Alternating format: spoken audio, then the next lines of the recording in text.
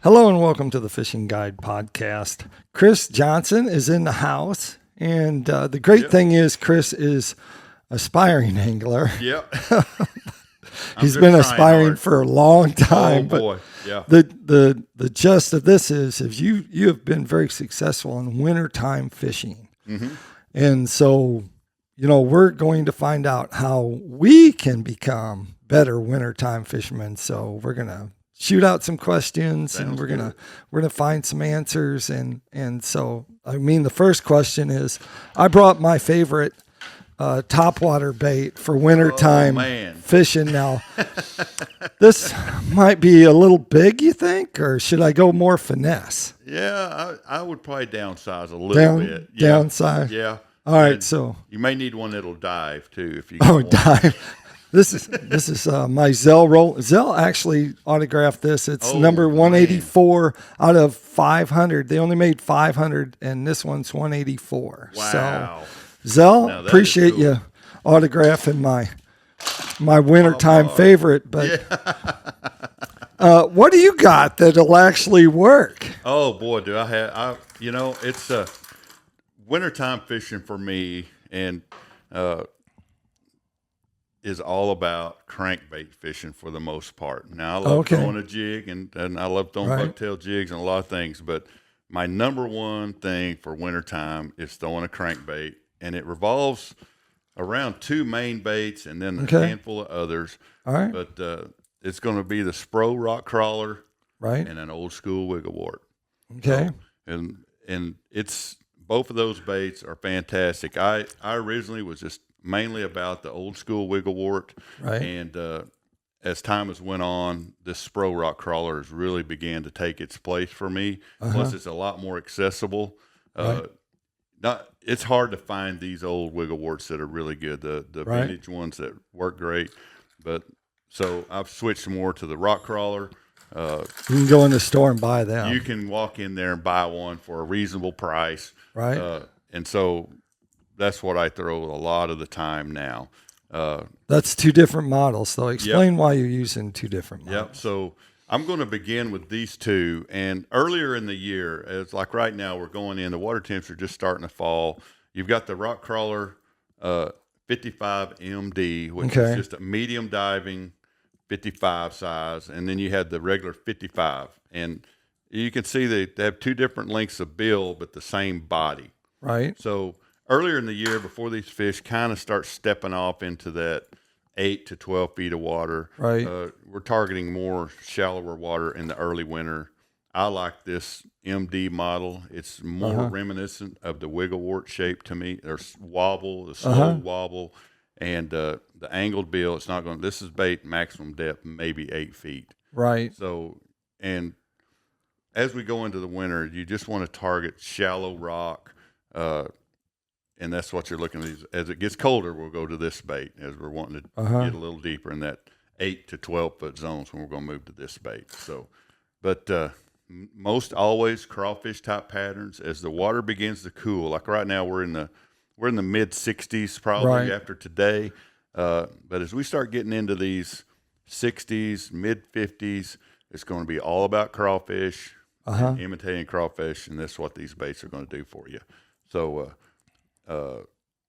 That's where I start, and I'm going to look for transitional banks, places that fish are moving up to out of the main lake. You've had a lot of fish out roaming, chasing shad, but now they're going to want to start moving up onto the shore, and I'm going to look for shallow, rocky transition areas with boulders, maybe gravel with patches of boulders that are close to deep water, channel bank ends, that end of a bank that's maybe flat, but then it changes into 45-degree bank with boulders, all those kind of transition areas, cranking that bait hard into those rocks, bumping along, and identifying where those fish want to pick it up at is going to catch you a ton of fish.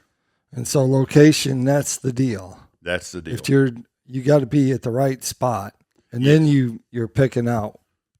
What are you changing colors a lot during the day or not?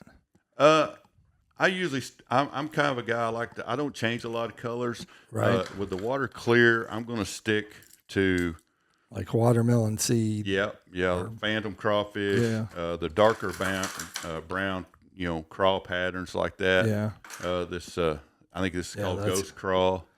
But as the water sometimes will begin to kind of get a funny look to it in the winter or some stain, I'm going to move into more of the reds. The reds and maybe something with some chartreuse. Oh. So as we start seeing a little stain, I'm really going to start leaning on, say, this type of bait. Right. Like this red crawfish. That's or a good one. Like this is a Norman I throw as well a lot. It fits that deeper. That's hot chili or chili powder. Chili bowl or something. Chili bowl like that. But your red and oranges really start coming into play as we get into those 50s. Right. And so if I've seen it start to see a little bit of stain, I'm going to start shifting to the reds, or my chartreuse patterns. Like this is a watermelon. It's got a olive green back with chartreuse underneath. Right. If we got a little stain, I'm going to switch to those or what I'm going to start backing up with. So that's kind of how I do on colors. I don't get too crazy. And sometimes in past years, we've got really high water and it's been muddy. Or we got that first 5 inches of rain when 10 inches to follow. But are you switching crankbait colors to red when you hit that mud? Is that it? Yep. If it's muddy, I'm going to be throwing red, fire tiger, some other colors. All right. Another thing that happens if you do run in the winter, if you run into muddy water situations, a solid white bait becomes a real player in that. It kind of becomes about maybe a shad bite or something, but the bait just stands out so well. I'll go to a solid white if you see really muddy water in the winter when I'm cranking, I'm going to go with that kind of thing. Or a vivid, like this an old. Look at that. There's an old Rebel Super R. It's one of my favorites. Get that. Can you get that in the store? No, you're going to have to find these at flea market. Oh, all right. I love this bait right here. It's just a solid orange-red color. Yeah. And it's got a really hard wobble. So if you got cold, muddy water, this bait will shine. Do you have a big O in there? Or I don't have. Do you throw a big O? I do a lot, yes. It's good early like this as water's still reasonable temp. Because it doesn't dive deep. No, 4 or 5 feet at the most. So like right now we're in the 60s. The square bill top bait's probably your best choice until or more of a medium diving top bait like this. After we get 4 more days, you won't have to worry about that. No, we'll be into solid winter. Yes. Yeah, we're going to see temps drop quick and you can get into these crawl patterns and things like that and really catch some Let's fish. see what else you got in there. So show us some more of your wintertime fishing. So, over the years, just I'll go through these. The deep little end prior to the Rock Crawler 55 was my go-to on the deeper fish. Right. It's still a really great bait, so I throw these a lot still.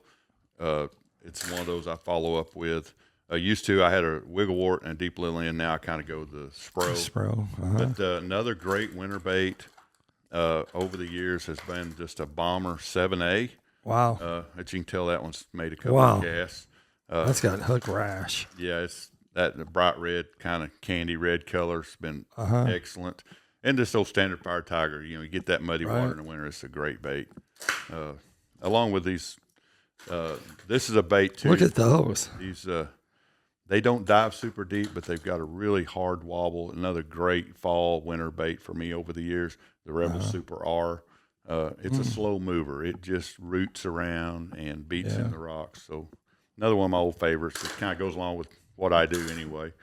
And when you're not using electronics out trying to minnow jig a fish up, then you're using the bank.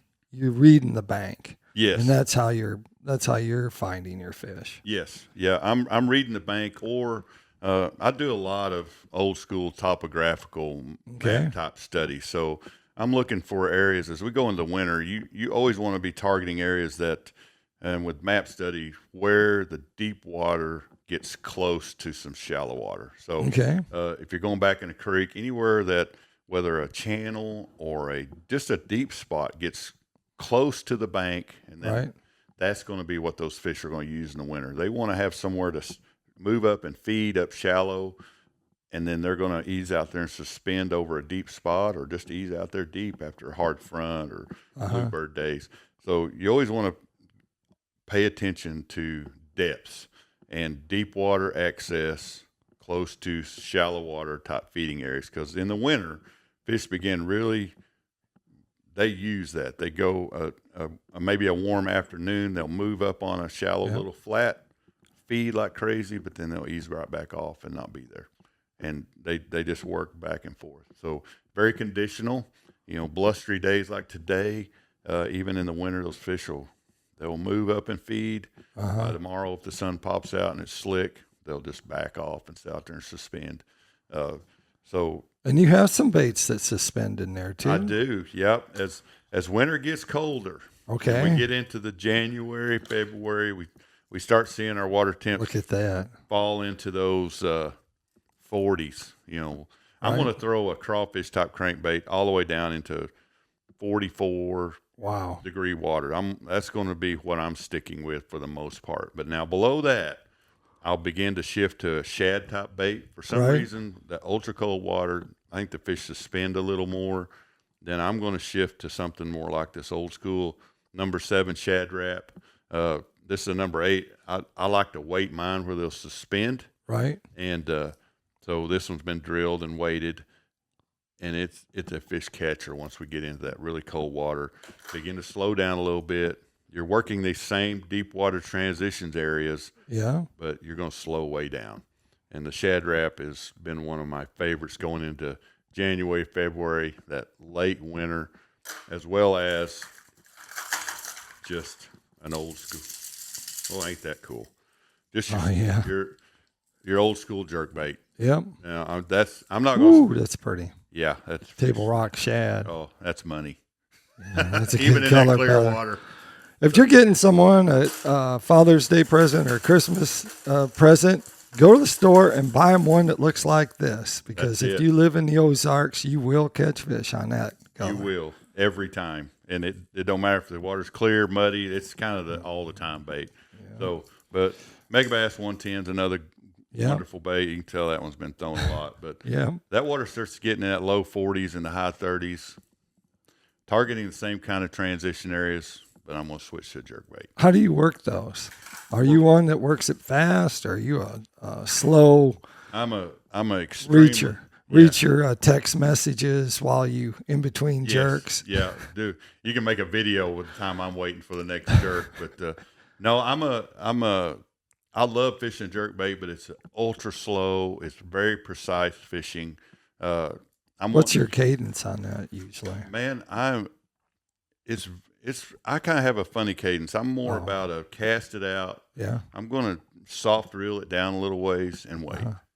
And then it's going to be a soft twitch. Like just very little. I still use clear blue fluorescent line when I'm twitching a jerkbait. Monofilament. I want to be able to see my line laying on the water. When this water gets cold, it boils down to almost just, I'm going to tighten up my line. And the bait's going to, I'm doing enough to see my line. It's laying on the water. I just pull it till it tightens up. Wow. That's it. And then I'll just maybe reel up a little slack and just sit there and wait 30, 40 seconds, and then tighten up my line. All I'm wanting for me personally. Yeah. And now this technique this is not an everyday thing. So that's why I don't use one a lot. But when the conditions align for that ultra cold water, very specific spots on a break or a cedar tree or a rock, is you're getting that bait right where it's, if this was a rock sitting there, you're getting this bait right there on this fish. You know it's sitting right there above him. You just want to do that. And when you tighten up your line, it just flickers like that. And because if you give it 2 or 3, if it's super cold and you bring that bait in here, you give it 2 hard twitches, it's now here. And he's still here. He's not coming out here to get it. So my concept on that is I'm looking for a very big bass, and I want this bait just sitting on the end of his nose to where he finally just, and once I feel like I've cleared that spot, I'm going to reel my bait in, may throw the exact same cast again and bring it right back there and just twitch. Just easy twitches. That's how I prefer to fish a jerkbait. and it's not normal, but it's we. Well, now lately, some people have just been reeling them in slowly. Oh, really? It's been like Oh, people haven't been talking about, but I know that there are some people that are just doing that are taking a twitch bait, casting it out, and reeling it back really slow. Oh, I may have to investigate that a little bit. You I may haven't have to heard check that out. Yeah, not very many people know that. I just let the cat out of the bag on that did, deal, huh? but I may have I've seen it work, and I was like, "What are you doing?" He goes, "Oh, I don't know. that. I'm not doing much anything." I said, "Okay," and then I watch them and I film them, and I'm like, "I know exactly what you're doing because I'm filming you doing that action," and so it's a very slow, like easy. tedious, like thing, and they just come up and slurp it down. Wow. Yeah, I need to incorporate that into.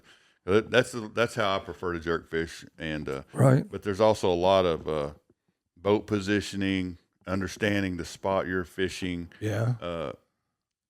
All that has to come into play. So again, it goes back. I really study my maps and what I've got going. I'm looking for a small area to make a lot of casts and trigger a bass that I know is living there. So when the weather's changing and it's getting bad and the fish are real active and you can pull most of this stuff out and catch them. Yeah. What happens? Tell us how you're going to catch fish when you get a northwest wind coming in, it's cold, and you got this tackle box. What are you going to pull out and where are you going to fish? I'm going to fish. Main lake, what area? What water temp? What water temp? Let's hit you at 45. 45? 48. I'll be nice to you. 45, 48. If it's windy, I'm throwing that crankbait. Okay. I will. I may have to vary my retrieve some, depending on water temperature, slow down a little bit. But at 45, 46, I'll be with that rock crawler or that wiggle wart. Okay. I may have a jerkbait laying there, but more than likely, 90% of my day will be spent with that wiggle wart and that rock crawler, targeting wind. Again, looking for the same kind of places: channel, swings, bluff ends, transitions, rocky spots off of, a point or something like that.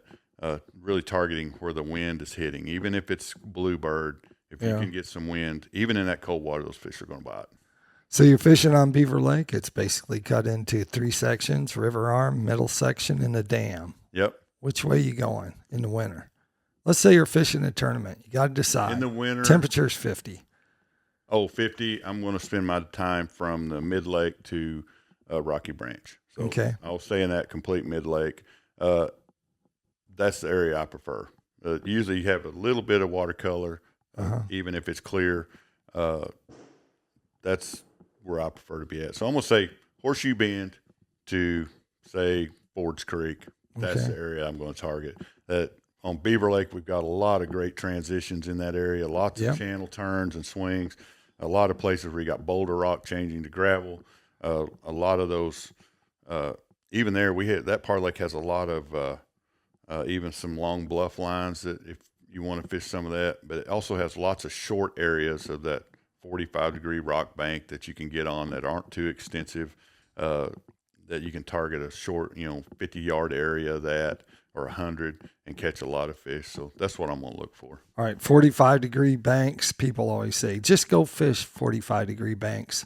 Yay, no. What's the scoop on it? No, it is the 45-degree bank thing is very important, but what I've found personally is I can't get on a mile-long piece of 45-degree bank that looks all the same and catch any fish off of it. I'll catch some, but if I'm going to look at a bank like that, again, it's going to go all the way back to some map study. I want to know the 2 places on that bank that are either deeper or shallower where there's a change. I need a transition somewhere on that bank to go down here about 50 yards. There's a little gravel spot or a wash or something happening there, maybe a rock. That's going to be the part I want to target. The bank's the right bank. I need something different there for me. Or a deep spot. Maybe the channel, just wherever that place has one spot that gets just deeper than the rest of it. Now that part of that 45-degree bank is going to be killer. it's going to be killer. So that takes us to Tackle Time. Tackle Time sponsored by PICO Lures. Of course, PICO Lures has a complete line of hard and soft baits. They do have a bunch of square bills, and they got 42 different crankbaits in there. I see you hid that one. It's already in my main tackle box at the house. Oh. So I give him one. He's beach ball. That's an awesome color. So if you're going out there, check out their crankbaits. You can try theirs. A lot of people use them for crappie fishing, but we catch everything on them, from walleyes to stripers to whites to all game fish that are out there. You can catch them on that. They also have a complete line of soft plastics and jig heads for crappie fishing. And of course, this time of year, crappie fishing is really good on the lake, so you can check them out. Also, B&M Poles is a sponsor. They have a complete line of fishing poles, everything from catfish to brim to trout, and of course crappie. And they have all kinds of different crappie rods. And of course, you might be catching some roamers. They got the big 18-foot or 16-foot long rods. A lot of people like Black Widows. They like using those for catching roamers. Check them out at bnmpole.com. Chris, I want to find out more about you and maybe see you fishing some of these spros or some of these older baits you can't get no more. Where would they go? Well, you can go. Best place is to go to my YouTube channel, which is Aspiring Tournament Angler Chris Johnson. You can go there. I put a lot of old school videos of all kinds of different baits, and everything I fish I put on there and talk about. I do a lot of talking about the history of how some of these lures came along and why they're here, and just a lot of fishing stuff. So, and you might see my little 3 wiener dogs on there every now and then too. That's right. Boy, that one was really going, that's for sure. So. Oh, yeah. Yeah.